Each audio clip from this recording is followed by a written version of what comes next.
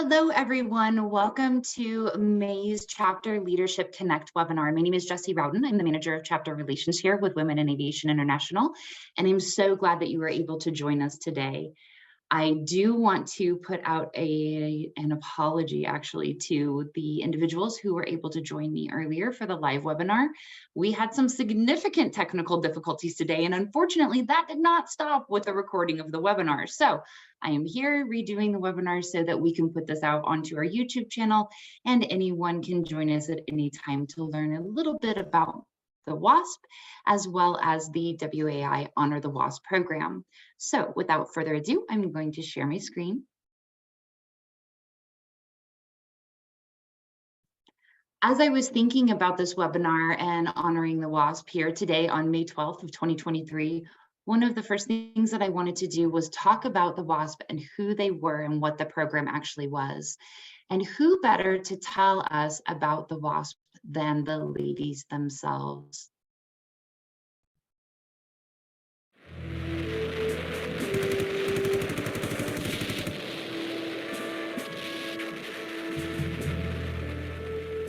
There was a great need for pilots in the dark days of 1942. Everyone wanted to do their patriotic duty. These young women had a passion to fly. 25,000 women applied. 1,074 of us earned our wings. I have flown 43 different types of aircraft. I flew both the B-17 and the B-26, which was the Marauder. The actual name WASP, it's Women Airforce Service Pilots. Well, I think there were a lot of men that didn't believe women could learn to fly military planes, but we showed them. The whole country had to be revitalized, educated, had to participate in this huge event of defeating the Axis powers. Jacqueline Cochran thought that she could help if she could train women pilots to fill the need. You can't have a pilot overnight. She promoted an idea to have General Hap Arnold. She could recruit women from around the United States, and they could fill a need for the flying jobs in America, and then let the trained pilots, male pilots, go overseas. And Hap Arnold agreed to this idea. How to do it was the question. Well, Jackie Cochran in Washington got a list, somehow acquired a list of all the women pilots, licensed pilots in the United States, and she tracked me down and she called me and asked me to be in her first class. So I was excited and I got on a plane and flew down there. The first class came to Houston, Texas. That's where the training program was begun. No one was prepared to deal with 29 women who were brought in to do who knew what. I was assigned to the 1174th Squadron, and Major Freddie Wilson welcomed us, and he had received a telegram just 2 days before to expect 17 women pilots. And he said, "My God, what am I going to do with 17 women pilots?" And he said, "Aha, I know. I will assign them to my 3 married instructors, for they will know how to handle women." To be accepted as a WASP, each girl had to have 35 hours in the air beforehand, enough to know men's airplane talk when they hear it. The WASPs are willing to plow into as rugged a 6-month stretch as anything handed to women in the whole war effort. Map reading and physics, navigation and code, with strict AAF exams in each, too. For men, it would be tough. It's tough for girls, too. Well, I think there were a lot of men that didn't believe women could learn to fly military planes. I think we had to prove ourselves. We were called the guinea pig class because they weren't sure we were ever going to make it, but we showed them. I'm the member of the 5th class, 43-5, and by this time, the program was settled in Sweetwater, Texas. And it's very hot, 100 degrees, the wind's blowing 120, We lived 6 to a bay, we had military regime, and the lights were turned out at 10 o'clock. We had a flashlight bed check. We had lots of regulations. and we marched.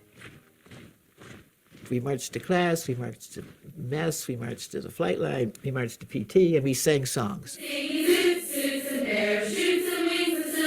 Zoot suits and parachutes and wings of silver too. Little fairy planes like his mama used to do. All of our flight equipment and flight suits, everything, were hand-me-downs from the men. So the legs were rolled up and stapled, and the sleeves were rolled up, and then I took the belt and just put it on me and pulled everything up here. I looked like a mushroom walking around on that base. We went through the same training that the men did. Ground school in the morning and fly in the afternoon. Primary, basic, advanced, night flying, and instrument flying. I think the hardest part is always the check flight with the Army pilots because, oh, they were rough on us. My class started out with 150 girls. 49 of us got our wings. And that's all that made it. Jacqueline Cochran came for my graduation. And she wore a flowered dress and a flowered hat. And when she handed me my wings, they were cold. And I remember squeezing them, and then I shook hands, and I said, I did it. That was the most wonderful saying. You could never, those 3 words, I did it. And they sure did. These women were absolutely amazing and imperative to our future as aviators. In 1942, Jacqueline Cochran had established the Women's Flying Training Detachment. 25 women were recruited to ferry, test, and deliver aircraft to maintenance. Other responsibilities included breaking in new engines, performing flight checks, towing targets for anti-aircraft weapons practice, which was extremely dangerous, and instructing male cadets, and so much more. In 1942, Nancy Lev and the U.S. Air Transport Command organized another 25 women pilots into the Women's Auxiliary Ferrying Squadron, or the WAFS. Only 40 women were accepted into the WAFS before it merged into the Women's Airforce Service Pilot Program, also known as the WASP. The WASP program was created on August 5th, 1943. Cochran served as the director of the WASP and its training division, with Lev serving as director of the ferrying division. The WASP program was active for 16 months, and training was conducted at Avenger Field in Sweetwater, Texas. Over 25,000 women applied for the program. Applicants had to be over 18, have a pilot's license, and 35 hours of flight experience. 1,879 candidates were accepted. 1,103 completed the training, as we found. General Henry Hap Arnold, one of the first advocates and allies for women in aviation, requested, and also, the Chief of the Army Air Corps requested that the WASP be commissioned directly as service pilots, a procedure usually used for male civilian pilots. This practice was ruled against by the Comptroller General of the Army Air Forces on January 13th of 1944. Cochran and Arnold continued to lobby Congress to approve a bill that had been introduced years earlier, yet ignored. The bill would make the WASP a women's service within the U.S. Army Air Force. It was defeated on June 21st, 1944 by 19 votes. The WASP were then disbanded on December 20th, 1944. As the WASP were disbanded, Hap Arnold wrote the ladies a wonderful letter that I wanted to share with you. 1 October 1944, to each member of the WASP, I'm very proud of you young women and the outstanding job that you've done as members of the Air Force's team. When we needed you, you came through and have served most commendably under very difficult circumstances. The WASP became part of the Air Forces because we had to explore the nation's total manpower resources, and in order to release male pilots for other duties. Their very successful record of accomplishment has proved that any future total effort of the nation can count on thousands of its young women to fly any of its aircraft. You have freed male pilots for other work, but now the war situation has changed, and the time has come when your volunteered services are no longer needed. The situation is that if you continue in service, you will be replacing instead of releasing our young men. I know the WASP wouldn't want that. So I've directed the WASP program to be inactivated and all WASPs to be released on 20 December 1944. I want you to know that I appreciate your war service and that the AAF will miss you. I also know that you will join us in being thankful that our combat losses have proved to be much lower than anticipated, even though it means the inactivation of the WASP. I'm sorry that it is impossible to send a personal letter to each of you. My sincerest thanks and happy landings always. H. Arnold, General, U.S. Army Commanding General, Army Air Forces. A little bit more about the WASP and their history. For about 3 decades, these ladies were not recognized and did not receive the benefits that they were due to them. September 20th of 1977, H.R. 3277 was heard in Congress. The bill recognized the WASP service as active duty in the armed forces and entitled them to veterans benefits. Many veterans groups at the time opposed, stating that it would degenerate the term veteran so that it will never again have the value that it presently attaches to it. A compromise was finally reached in Congress that if the Air Force would certify that the WASP were de facto military personnel during the war, the WASP amendment would remain in the GI Bill Improvement Act of 1977. The Air Force certified the WASP and used the discharge papers of WASP Helen Porter, 1944, which read, "This is to certify that Helen Porter honorably served in active federal service of the Army of the United States." It was the same wording used in 1944 for all honorable discharges from the Army. H.R. 8701, as amended, passed the House with unanimous consent. President Carter signed the bill into law on November 23rd of 1977. In 2002, the WASP were finally allowed to be buried at Arlington National Cemetery until approximately 2015, when then Army Secretary John McHugh decided that they did not qualify for inclusion at Arlington. In May of 2016, an effort led by Erin Miller, WAI number 70869, and her family led to legislation that requires Arlington to make WASP eligible for internment and was signed into law by President Obama. Miller's grandmother, Elaine Harmon, was granted her final resting place in September of that year. So more about WAI and the Honor the WASP program. How do we do that here at Women in Aviation International?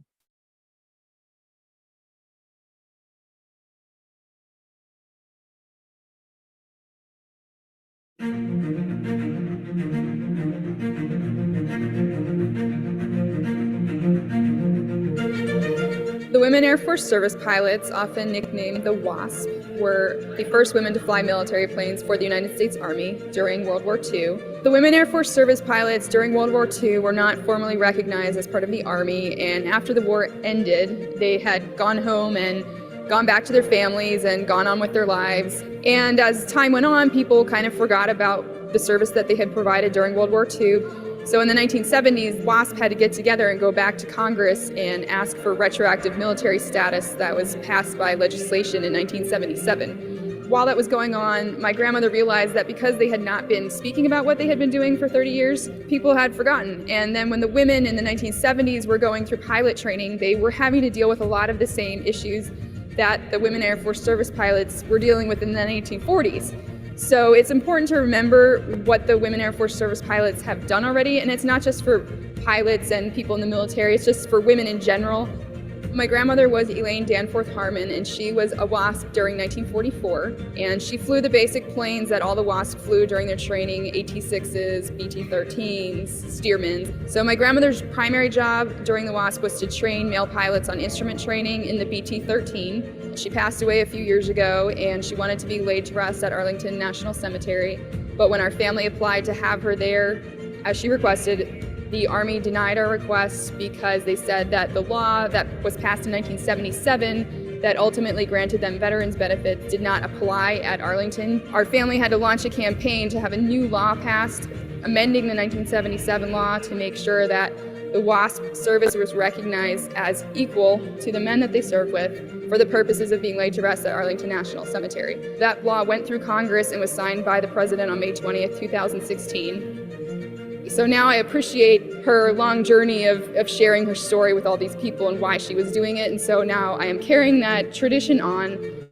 by having written a book about that whole process of lobbying Congress and some of her personal history and the history of the WASP and their legislative history and how our family ended up in that situation to share with people so they understand that why it's important to keep these historical notes going and sharing. Women in Aviation International organized an event that will become hopefully an annual event that started Memorial Day weekend of 2018, where they asked their members to go out to local cemeteries and seek out the graves of Women Airforce Service Pilots and visit them and get to know the story behind each of these graves. And a lot of them left behind flowers and mementos, and then they shared it on social media to try to bring more awareness to the history of the Women Airforce Service Pilots. Women in Aviation has been working very hard on keeping track of where the WASP are buried across the country and creating an interactive map so you can click on an area and find the WASP that are buried nearby you and what cemetery they're located at. I asked Women in Aviation members and their family members and friends and anyone else they can get to come to find a local cemetery that has some of the Women Airforce Service Pilots this Memorial Day weekend and hashtag Honor the WASP and share it on social media and tell the story of the women that you find at your local cemetery, just to keep that history alive and help spread the awareness of the Women Airforce Service Pilots.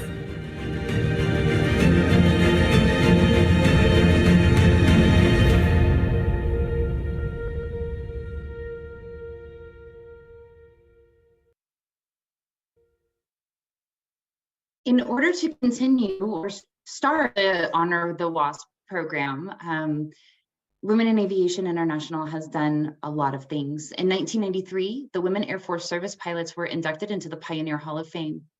The Honor the WASP program, an idea from Patricia Lubke, WAI number 1954, was established by WAI 6 years ago to take place over the Memorial Day weekend annually. Women in Aviation International was able to partner with the Texas Women University, the home of the Women's Air Force Service Pilot Archives, and get their database that they had started with all of the locations of the WASP burial final resting places. The database is updated regularly with the assistance of WAI staff research. Please know that every WASP grave location is not yet known. If you find a location that we do not currently have on the map, do not hesitate to contact us or Kelly Murphy at kmurphy@wai.org with any information, and we'll get that updated in the database. You can find the WASP information on your area at www.wai-crc.com/honor-the-WASP. There you will find all kinds of ways to get to the resources that we have there. There's an interactive map. If you see here, these green identity markers is what you're going to click, and that will actually take you to a separate spreadsheet that specifically has the WASP that are buried in your area with as much information as we are able to provide for you. You can also just click on your region from our database and locate the grave sites there. Again, database here, you can click on the click here to go through to the master spreadsheet. Once you get to the spreadsheet, you can go to your location, or you can peruse what all of the information that's in there, or you can specifically go to your region. If you notice, we have some non-contiguous regions here and memorials, because we have some of the WASP that have been either interred at sea or other things from their families, so they don't quite have a resting place for us to go and visit. The spreadsheet looks similar to this. So you go to the region shows Southwest, and this is going to show all of the members within that area. So we've got Texas. This is going to show their birthplace, their place of death, their date of death and their place of burial here. So we've got the Texas listed through here. It's also available and usable on your app, so mobile friendly, so you can take a look there, take your phone with you, and help find those locations. If there are additional information that you need to send us on the WASP, please help us out by filling in any missing information on the Contact Us from the WASP website. To visit a WASP, make sure you go and you tell them thank you, because these women paved the way for us to be where we are today. You can access the database from several different places. Again, that WAI-CRC.com, Honor the WASP. There's also a press release on WAI.org regarding the 2023 Honor the WASP initiative. Or there was actually an email sent out to all of our WAI members today with the Honor the WASP information. You can find things and quick links here that will take you automatically to the map, the commemorative tag that we have here. In memoriam, with deepest gratitude and admiration, we remember the Women Airforce Service Pilots. We would love for you to print those out and put those with any memorial that you leave for the WASP that you are visiting. We do ask that that is paper and not laminated or anything, because we do want this to be something that's biodegradable and not going to be harmful to the environment as it stays out in memory of our WASP. Make sure that you prepare yourself for your visit. Sometimes these graves are very tricky to find. Call the cemetery to confirm the burial location, the hours of operation, and obtain a map if you need it. Have a memorial prepared and ready to place at the graveside. If you can, include the WAI commemorative tag, and make sure that you are learning about the amazing woman that you're honoring and tell her story. We do not want to forget the history of the WASP. When you have those photos, make sure that you are tagging them on social media, #HonorTheWASP, and email those photos to Kelly Murphy at kmurphy@wai.org. We love to see all of you out with your families, getting out into your community and making sure that these wonderful women are not forgotten. If you ever have any questions, again, as I always say, we are here to help. Rory Einbinder, Chapter Relations Specialist, her information is located here, as well as myself, Jessie Rowden, the Manager of Chapter Relations. As we were talking earlier with the attendees on the webinar, one of them had a great question on, what happens if we have already visited all of the WASP in our specific location? Her location, there are multiple chapters that are around. Suggestions are to just partner with the chapters, or to take the individuals that you've already visited and visit them again. Make sure that we are placing the markers and saying hello and saying thank you every year to all of these women as much as we can, and making sure the world knows that we think that they're pretty special. You can also partner with any of your veterans groups, the VFW, or any of the groups out there, and they would be glad to come out and participate in this kind of an event with you, make it a little bit different, and then use it as an educational event. You can potentially get some students involved and take them out and have them learn more about the women that are buried in their area and the service that they provided to their country during World War II. Thank you so much for joining me today. I really appreciate it. Again, my name is Jessie. I'm so thankful that you were here, and please be well until I see you next time.